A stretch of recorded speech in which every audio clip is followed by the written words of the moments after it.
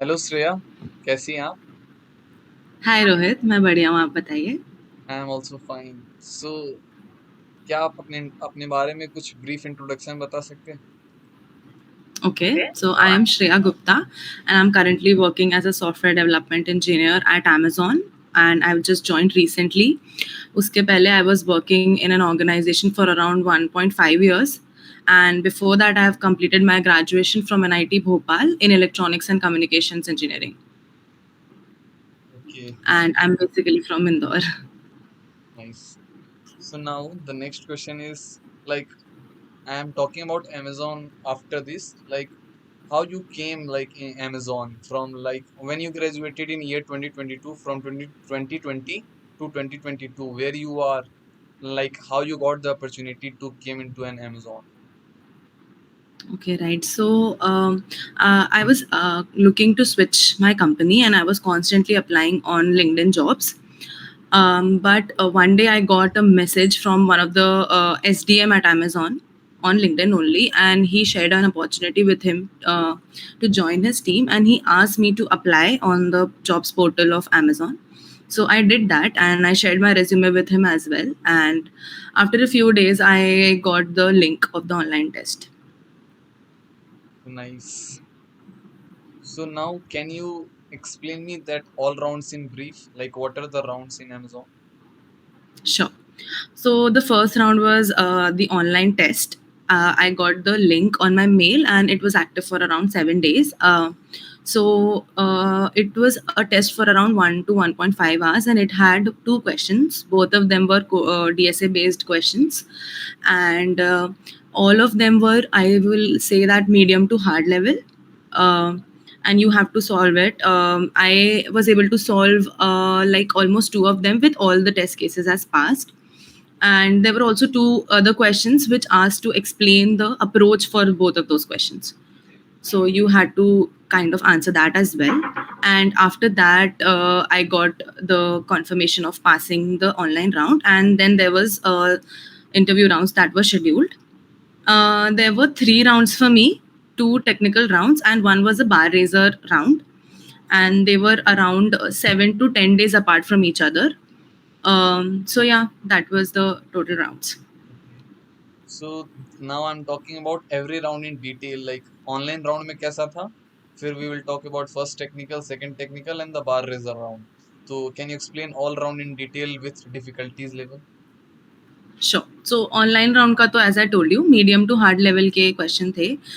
सारे ही kind of a story form में थे, तो you have to interpret them. They were not very direct, but yeah you can easily solve them अगर आपने leet code से अच्छे से प्रैक्टिस की हुई है. उसके टॉपिक बाद कौन सा था ऑनलाइन राउंड में? ओके, सो दो क्वेश्चन थे. एक था स्टैक्स का और एक था डीपी का. तो ऐसे थे दोनों क्वेश्चंस. उसके बाद हमारा फर्स्ट राउंड हुआ, तो it was taken by an SD1. और उसमें भी इनिशियली तो काफ़ी डिस्कशन होता है around your experience and projects and resume, some leadership principles and all that. उसके बाद दो कोडिंग क्वेश्चन उन्होंने मुझसे पूछे. पहला क्वेश्चन अगेन स्टैक का था और दूसरा ग्राफ का था, और दोनों ही एकदम डायरेक्ट नहीं थे. काफ़ी उनने रियल वर्ल्ड से उसको सिमुलेट करके पूछने की कोशिश की. या बट अगर आप लॉजिक समझ पाओगे तो they were around medium level questions, both of them LeetCode medium. उसके बाद थर्ड राउंड था, मतलब सेकंड टेक्निकल राउंड. वो मुझे सबसे ज़्यादा हार्ड लगा. उसमें उन्होंने मुझसे एक डिज़ाइनिंग क्वेश्चन पूछा, which was a low level design question, and he asked me to implement some of the functionalities as well. So it was basically a long discussion on what are the data structures that I should be using to store some of the datas, and how should I implement it to reduce the time and increase the efficiency and all that. So ऐसा हुआ. उसके बाद उन्होंने मुझसे try पे question पूछा, तो वो भी हार्ड लेवल का क्वेश्चन था. तो ओवरऑल ये राउंड काफ़ी हार्ड था. दोनों ही क्वेश्चन हार्ड लेवल के थे, and it was for around 1.5 to 2 hours. उसके बाद थर्ड राउंड हुआ, which was bar raiser, and वो 15 दिन बाद शेड्यूल हुआ. और उसमें उन्होंने मुझसे कोडिंग क्वेश्चन सिर्फ एक ही पूछा, which was based on tree और मीडियम लेवल का था, और बाकी बहुत ज़्यादा डिस्कशंस हुआ around the leadership principles and my previous work experience. And finally, you got the offer. Congratulations. Yeah, thank you. So now the main question is the preparation part. Like lots of juniors are also confused. Everyone is confused from where to prepare. So as you are Right, experienced person, you also read the system design, low level design. right, right. So हम लोग start करेंगे कि कैसे start किए थे जो first company था वो सर्विस बेस्ड थी कि product based. It was a product based company. So you switch from product to product. ये तो Right. वो एक्सपीरियंस कैसा था फर्स्ट कंपनी में और वहां से कुछ एक्सपीरियंस मिला कि नहीं, जैसे तो टोटल इन डेप्थ में कैसे हम लोग प्रिपरेशन करें जो फ्रेशर्स है, और वो कोई कंपनी में अगर है स्विच करना चाहता है तो वो सिस्टम डिजाइन किधर से पढ़े तो अच्छे से पूरा. ओके, तो अगर आप अभी कॉलेज में हो तो आपके लिए जिस भी ईयर में आप हो उस हिसाब से it will be different for you, जो भी है आपका ईयर. लेकिन अगर आप अभी स्टार्ट ही कर रहे हो तो first and foremost is first learning a language, and second is building the fundamental knowledge and logical building. So basically आपको स्टार्टिंग में अगर आपको एक लैंग्वेज आ गई है, उसके बाद all you need to do is आप लॉजिक समझने की कोशिश कीजिए. I would suggest starting from pattern printing questions, मतलब एकदम बेसिक क्वेश्चन से लेकर आप जो भी ऐसे क्वेश्चंस आपको मिलते हैं जिसमें आपको लॉजिक लगाना है, वैसे सिंपल क्वेश्चंस करिए. बहुत सारे, जैसे फॉर एग्जांपल मेरी फर्स्ट लैंग्वेज थी सी, तो मैंने लेटर सी से पढ़ा था, और लेटर सी में बहुत सारे ऐसे क्वेश्चंस होते हैं, पैटर्न के तो होते ही हैं, और भी कोई क्वेश्चंस होते हैं related to basic maths and all that. तो वो इम्प्लीमेंट करना और उनको समझना ज़रूरी है. और अगर आपने कोई ऑब्जेक्ट ओरिएंटेड लैंग्वेज सीखी है तो ऊप से कॉन्सेप्ट सीखना भी बहुत ज़रूरी हो जाता है. तो बेसिक कॉन्सेप्ट्स आप क्लियर करिए. जब तक आपका ये क्लियर नहीं होगा तो आपको डीएसए के क्वेश्चंस करने में थोड़ी प्रॉब्लम होगी. ये हो जाने के बाद you should move to DSA. Start आप बेसिक डेटा स्ट्रक्चर से कर सकते हैं, एरे, स्टैक्स, लिंक लिस्ट, इन सब से. और इनके जो भी कॉन्सेप्ट्स होते हैं वो आपको बहुत ध्यान से समझना चाहिए. एज इन जैसे लिंक्डइन में हर पॉइंटर की जो वर्किंग है, ये सारी जो बेसिक चीज़ें हैं वो आपको थ्योरी वाइज क्लियर हो जानी चाहिए. उसके बाद आप क्वेश्चन पे मूव करिए. तो पहले जो क्लासिक क्वेश्चन होते हैं हमारे बेसिक लेवल के, जैसे रिवर्सिंग अ लिंक लिस्ट हो गया, या जो भी आप जिस भी टॉपिक को पढ़ रहे हैं उसके क्लासिक क्वेश्चंस को समझिए और उसे इम्प्लीमेंट करके भी देखिए. और even you can try to implement the data structures, like you can implement stacks using an array and all that. तो ये जो चीज़ें होती हैं ये आप इसके साथ आप प्ले अराउंड करेंगे तो आपका कॉन्सेप्चुअल बिल्डिंग बहुत स्ट्रांग हो जाएगा. आपको एक एक चीज़ समझ आएगी कि हर डेटा स्ट्रक्चर के हर चीज़ की क्या सिग्निफिकेंस है, और रियल वर्ल्ड से भी आप उसे रिलेट कर पाएंगे अगर आप उनके साथ अच्छे से काम कर चुके होंगे. उसके बाद जब आपको लग रहा है कि आप काफ़ी थरो हैं इन बेसिक डेटा स्ट्रक्चर्स से, तो आप इनके क्वेश्चन सॉल्व करना स्टार्ट कर सकते हैं किसी भी प्लेटफॉर्म में. अगर आप बिगिनर हैं तो आप हैकर अर्थ, हैकर रैंक यूज़ कर सकते हैं, गीक्स फॉर गीक्स यूज़ कर सकते हैं. आप लीड कोड के भी इजी क्वेश्चन ट्राई कर सकते हैं. मतलब आपको अब ये देखना है कि आप नए क्वेश्चंस कर पा रहे हैं कि नहीं है, तो वो करना आपको स्टार्ट करना है. उसके अलावा आपको साइड बाय साइड जो एडवांस डेटा स्ट्रक्चर्स हैं जैसे ट्रीज, ग्राफ्स, इनकी थ्योरी पढ़ना स्टार्ट करनी है. और इनके जो बेसिक क्वेश्चन होते हैं जैसे नॉर्मल ट्रैवर्सल वाले क्वेश्चन, इनको भी आपको इम्प्लीमेंट कर करके देखने, अच्छे से ड्राई रन करके देखने, ताकि आपको कॉन्सेप्चुअली समझ आए. Rather than memorising the solution, you should be thorough with the conceptual understanding. और इस तरीके से आप डेटा स्ट्रक्चर कर सकते हैं. और अगर आपको लगता है मेरे सारा डेटा स्ट्रक्चर्स अच्छे से हो चुके हैं थ्योरी वाइज और उनके जो बेसिक क्वेश्चंस है वो मैं कर चुकी हूँ, तो आप मूव ऑन कर सकते हैं कॉन्टेस्ट देने के लिए. लीड कोड पे जो भी बाई वीकली वीकली कॉन्टेस्ट होते हैं आप वो देख सकते हैं, ताकि जो एकदम फ्रेश क्वेश्चंस होते हैं उनको आप कैसे अप्रोच करेंगे. यूजुअली इंटरव्यूज में आपको नए ही क्वेश्चन पूछे जाएंगे, एकदम डायरेक्ट कोई क्लासिक क्वेश्चन पूछे ऐसा रेयर होता है, स्पेशली अगर आप फैंग कंपनीज या ऐसी कोई कंपनी को टारगेट कर रहे हैं. तो you should be practising enough so that you can tackle new questions, and you should be doing timely test so that आप सही टाइम पे उन्हें सॉल्व कर पाएँ. और अगर आप डीएसए की प्रिपरेशन से अपनी सेटिस्फाइड हैं, आप नए क्वेश्चंस कर पा रहे हैं within the time limit, then you can start giving mock interviews. Maybe अगर आपके पास कोई साथी है मॉक इंटरव्यूज देने के लिए तो it is very good. But अगर ऐसा नहीं है तो you can explain solution to yourself. मतलब आप कैमरा चालू करके सोल्यूशन एक्सप्लेन करना स्टार्ट कर सकते हैं, क्योंकि कई बारी ऐसा होता है कि आपको पता है लेकिन आप समझा नहीं पाते हो उतने अच्छे से, specially if you are not very familiar with speaking in English all the time and all that. तो ट्राई डूइंग दैट. और आई थिंक अगर आपका डीएसए हो चुका है तो 2-3 महीने की प्रिपरेशन से आप प्रैक्टिस करके आराम से ऐसे इंटरव्यूज क्रैक कर सकते हैं।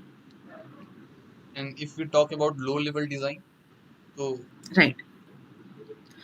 मेरे हिसाब से अगर आपको एक्सपीरियंस है और आपने काम किया हुआ है, काफ़ी कोडिंग करी हुई है, तो आपको इतना कुछ नया नहीं लगेगा low level design, because it is somewhat what you are doing daily in your job work. But अगर ऐसा है कि आप फ्रेशर हैं but you want to prepare, या फिर आपको लग रहा है कि I still need to prepare, तो आपको सबसे पहले ऊप्स कॉन्सेप्ट अपने बहुत अच्छे से क्लियर रखने चाहिए। काफ़ी इन डेप्थ सारे टाइप का, जैसे कि अगर हम बात करें इनहेरिटेंस, इनकैप्सुलेशन, ये तो नॉर्मली आपको करना ही है, बट जैसे run time polymorphism, compile time polymorphism, सारा एकदम इन डेप्थ आपको ऊप्स कॉन्सेप्ट क्लियर होने चाहिए। abstraction, method overloading, ये सब। एग्जैक्टली सबके डिफरेंस मतलब कॉन्सेप्चुअली आपको पता होना चाहिए, भले ही आपने याद नहीं है आपको, लेकिन आपको कॉन्सेप्चुअली पता होना चाहिए कि हम कब क्यों यूज करते हैं, what is the reason, what are we trying to achieve by doing that. ये सारा आपको क्लैरिटी होनी चाहिए। उसके बाद आपको नॉर्मल डिज़ाइन प्रिंसिपल्स जो होते हैं, सॉलिड डिज़ाइन प्रिंसिपल, उनकी अंडरस्टैंडिंग होनी चाहिए कि हर प्रिंसिपल को हम क्यों यूज़ कर रहे हैं, उससे क्या बेटर होगा हमारे कोड में, ऐसा अंडरस्टैंडिंग होना चाहिए। वो थोड़ा बहुत प्रैक्टिस से आएगा। जितना आप कोड लिखेंगे, आप अगर अपने प्रोजेक्ट्स बना रहे हैं तो उनमें अप्लाई करने की कोशिश कीजिए ये प्रिंसिपल्स, तो उससे ये आपकी अंडरस्टैंडिंग इम्प्रूव होगी। और उसके बाद आप कुछ डिज़ाइन पैटर्न्स भी देख सकते हैं, कुछ बेसिक डिज़ाइन पैटर्न्स। वैसे तो डायरेक्टली आपसे कोई डिज़ाइन पैटर्न पूछे ये मुश्किल ही है, लेकिन अगर आपने देखे हुए होंगे तो आपको पता होगा कि कुछ प्रॉब्लम्स को सॉल्व करने के लिए वो पैटर्न्स बनाए गए। तो एक तरीके से आपकी थॉट प्रोसेस उससे इम्प्रूव होती है कि हम कैसे सोचते हैं किसी एक क्लासिक प्रॉब्लम को। उसके बाद आप जो बेसिक प्रॉब्लम्स होती है, जो हमने बहुत बारी एग्जाम्पल्स में सुनी होगी, जैसे सोशल मीडिया ऐप बनाना या ई कॉमर्स ऐप बनाना, इन सब के लो लेवल डिज़ाइन के प्रैक्टिस कर सकते हैं। आप कुछ डिज़ाइंस के बारे में रीड कर सकते हैं, आर्टिकल्स या वीडियोस देख सकते हैं, और बाकी कुछ डिज़ाइंस को आप स्क्रैच से खुद सोच सकते हैं इम्प्लीमेंट करना। कोई एक फंक्शनैलिटी पकड़ लीजिए और खुद ट्राई करिए कि क्या प्रोज होंगे ये यूज़ करने के। इस तरीके से आप करिए और उसके बाद किसी का सोल्यूशन देख लीजिए, तो आपको समझ आएगा कि काफ़ी सारे अप्रोच होते हैं एक प्रॉब्लम को टैकल करने के, और उनके प्रोज एंड कॉन्स, मतलब ये थॉट प्रोसेस बिल्ड करनी है, इसमें कोई राइट या रॉन्ग आंसर नहीं होता। तो वो आप जितना ऐसे प्रॉब्लम्स खुद से सॉल्व करेंगे, आपको और अंडरस्टैंडिंग बढ़ती जाएगी। इंटरेक्शन इंटरव्यूअर से बहुत ज़्यादा ज़रूरी है कि क्या वो माँग रहा है and what I have to give actually. So exactly. now we will talk about the projects and the CS fundamentals. Like lots of people are doing BSA well, system design well, but they skip this part, projects and the main CS fundamentals. So for this, right. what's your take? Okay, so since I was from EC background, so I had, matlab, even I did not have projects in my college. I had to make it on my own. And for the CS fundamentals also, I have to study on my own from scratch. तो I would recommend कि आपको जैसे C S fundamental में 3 important subjects होते हैं, DBMS, OS और computer networks. मैंने जितना अपने एक्सपीरियंस से देखा है, DBMS और OS ज़्यादा मुझसे पूछे गए हैं।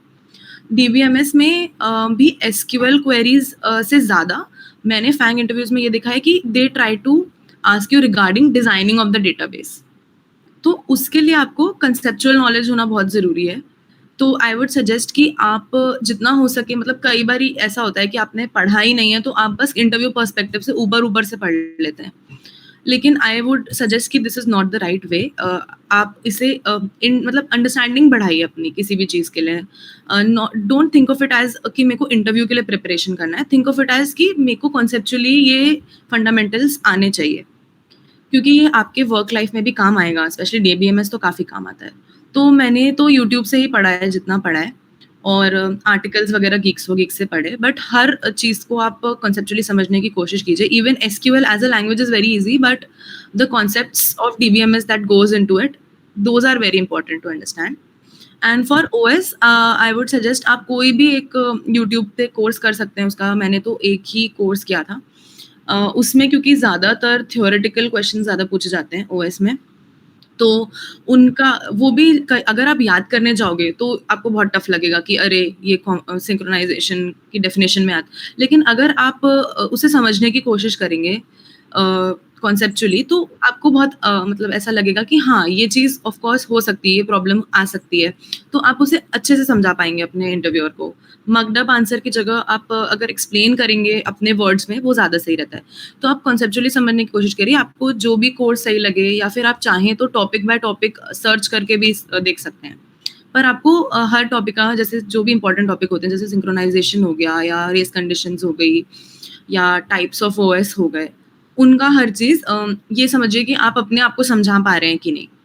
इस तरीके से आप पढ़ सकते हैं। बाकी तो मेनली ओएस में थ्योरेटिकली क्वेश्चन पूछते हैं। कंप्यूटर नेटवर्क्स तो मुझसे आज तक किसी ने पूछा नहीं है, तो उसके बारे में मैं ज़्यादा कुछ बता नहीं पाऊँगी कि what are the interviews looking for, but these 2 topics you can prepare like that. तो मेरे से कंप्यूटर नेटवर्क्स में एंटर करते ही पूछा गया था OSI layer model, wifi works कैसे करता है, राउटर कैसे काम करता है। तो मे बी एक बैड लक होगा तो कंप्यूटर नेटवर्क से ही पूछ सकते हैं। तो वी हैव टू जी, prepare through thoroughly all subject. Right, no doubt. Okay, so now we cover each and everything. So, like, do you want to give any one piece of single advice to all the viewers and all the juniors? Like, they are confused very much कि कैसे preparation करे। सब तो हो जाता है लेकिन वो डरते हैं कि मेरा होगा कि नहीं, अपने दोस्त का देख के डर रहे हैं उनका हो गया तो वो अपने से ज्यादा दूसरे से कंपटीशन में लगे रहते हैं और इनसे उनका भी at that time of interview nervousness हो जाता है, इसके कारण वो भी फेल हो जाते हैं। तो रिजेक्शन को हैंडल कैसे करें वो सब। Yeah. So I would like to tell everyone that every one of us go through rejection. हम सभी ने बहुत इंटरव्यूज दिए हैं और काफ़ी सारे में हम रिजेक्ट हुए हैं, काफ़ी सारे में हम सिलेक्ट भी हुए हैं। तो ये आपकी जर्नी का पार्ट ही है, इसे एक्सेप्ट कर लो कि कभी रिजेक्ट होगे, कभी आप एक्सेप्ट होगे, हमेशा एक्सेप्ट होगे ऐसा हो ही नहीं सकता लाइफ में। तो अगर अब आप रिजेक्ट हो रहे हो तो try to make the most out of it. आप ये सोचो कि एक्सपीरियंस आपको कैसे हेल्प किया है, रादर देन थिंकिंग कि ओ मैं मेरे साथ बुरा हो गया या मेरे को आता ही नहीं है कुछ। आपको ये सोचना है कि वो जो क्वेश्चन जो आपसे नहीं बने, अब आपको उन्हें सॉल्व करना है। ऐसे कर करके आप ये सोचो जितने भी आप इंटरव्यूज दोगे, उसके हिसाब से आपका नॉलेज बढ़ता ही जाएगा। और दूसरी बात, कभी भी अपनी जर्नी को दूसरे से कंपेयर नहीं करना है, क्योंकि मैं ईसी की थी तो मैं ये रिलेट कर पा रही हूँ कि मुझे हमेशा लगता था कि यार सीएसई वालों को ही सिलेक्ट करेगा, कोई मुझे क्यों ही सिलेक्ट करेगा। और मैं कई बार अंडर कॉन्फिडेंट फील करती थी कि मैंने शायद फर्स्ट ईयर से नहीं दिए कॉन्टेस्ट, मैंने काफ़ी लेट स्टार्ट किया है। ऐसा आप कई बार फील करते हो, लेकिन अगर आप यही सोचते रह जाओगे तो आप और पीछे होते जाओगे लोगों से। और आप ये मतलब this is not a race, आपको अपनी लर्निंग पे ध्यान देना है। अगर आज आप भले ही ज़्यादा टाइम लगाते हो, पर अगर आपके कॉन्सेप्ट स्ट्रॉन्ग है तो आप लॉन्ग रन में काफ़ी बेटर हो, आप आगे अपना ग्रोथ काफ़ी कर रहे हो, राइट? तो दैट इज़ इम्पॉर्टेंट। और अभी तो मतलब स्टार्ट है, आगे आपका बहुत लंबा करियर है।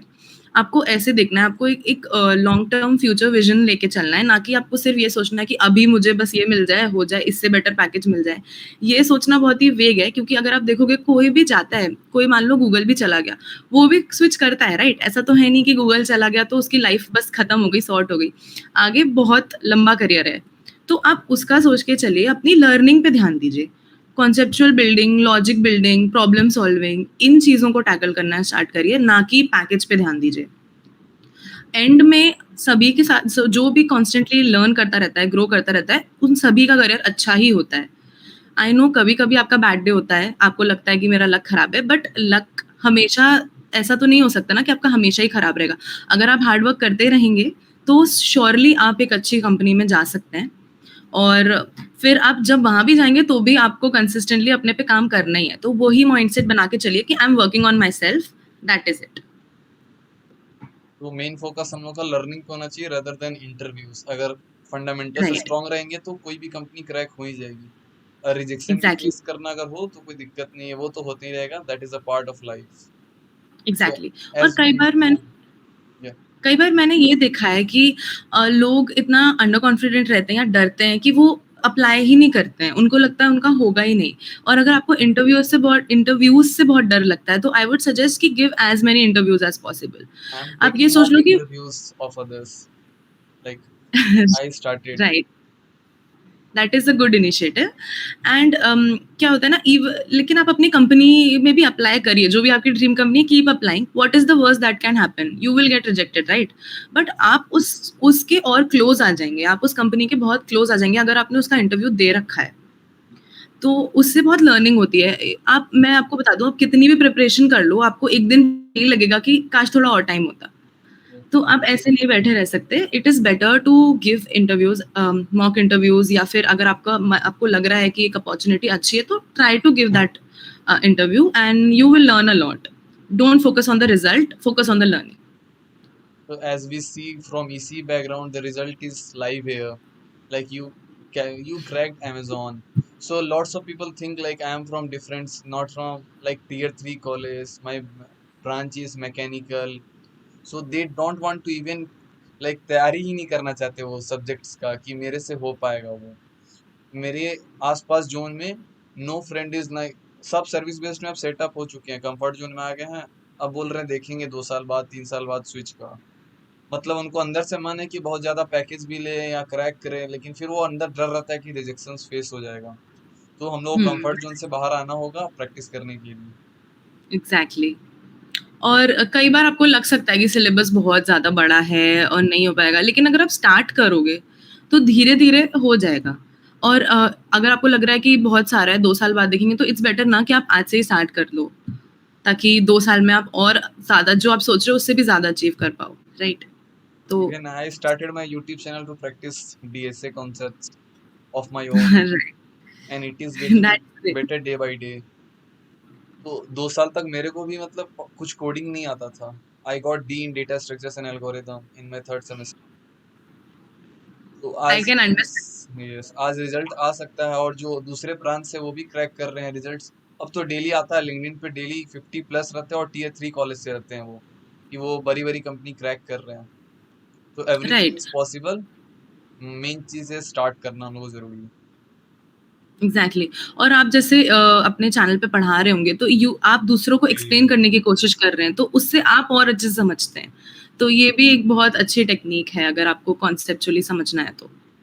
ये जैसे कोई भी एक हार्ड क्वेश्चन ले लो जो तुमको नहीं आता है, and try to explain those question on right, YouTube channel. Exactly. और उस यूट्यूब पे आप अपने आप को ही एक्सप्लेन करने की कोशिश करेंगे ना, तो आपको कई नई चीजें आप पकड़ेंगे जो आप पहले मिस कर रहे थे। That's why the mock interview is very important. I have also right, started this initiative to revise my concept of my own.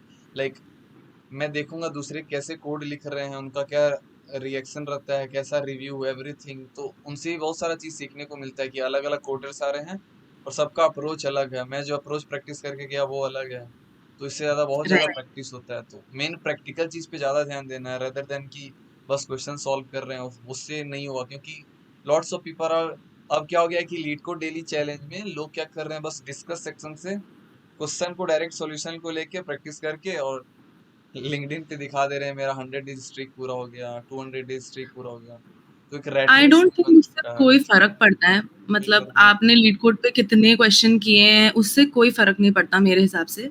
क्योंकि मैंने देखा है इंटरव्यू में, अगर आप कोई कोड लिखोगे भी, तो वो उससे सैटिस्फाइड नहीं होते हैं। वो कई बार आपसे चेंज कराते हैं, वो थोड़ा-सा क्वेश्चन को ट्वीक करते हैं, क्योंकि वो देखना चाहते हैं कि आपने अगर किया भी हो पहले से क्वेश्चन, तो भी आपको उसकी अंडरस्टैंडिंग कितनी है। कोड लिखना तो वो तो है इम्पोर्टेंट, लेकिन आपको हर एक लाइन का मतलब समझ में आना चाहिए कि इसको स्लाइटली चेंज करने से क्या होगा। तो ये तभी होगा जब आपने खुद से सोच के लिखा है। अगर आप दूसरे का कोड को पढ़ के बस समझ रहे हो ना, तो उसमें थोड़ा भी चेंज होगा तो आपको बहुत टाइम लगेगा उसको वापस समझने में। लेकिन अगर आप खुद से सोच के फिर कोड लिख रहे हो, तो आपको ज़्यादा अंडरस्टैंडिंग होगी। आप जो भी क्रॉस क्वेश्चन इंटरव्यूअर करेगा, आप उसे आंसर कर पाओगे, राइट? तो वो भी ज़रूरी है। और anything you want to tell like how to approach recruiters for off campus, and off campus apply कैसे करें? कि तो मेरी तो यही स्ट्रैटेजी थी कि आप जो ऐसी करियर साइट्स होती हैं, स्पेशली लिंक्डइन, उनको आप बहुत अच्छे से लेवरेज कर सकते हैं। लिंक्डइन जॉब्स में आप अच्छे से अपनी प्रेफरेंसेस डाल दीजिए, तो आपको डेली के बहुत सारे जॉब्स आएंगे।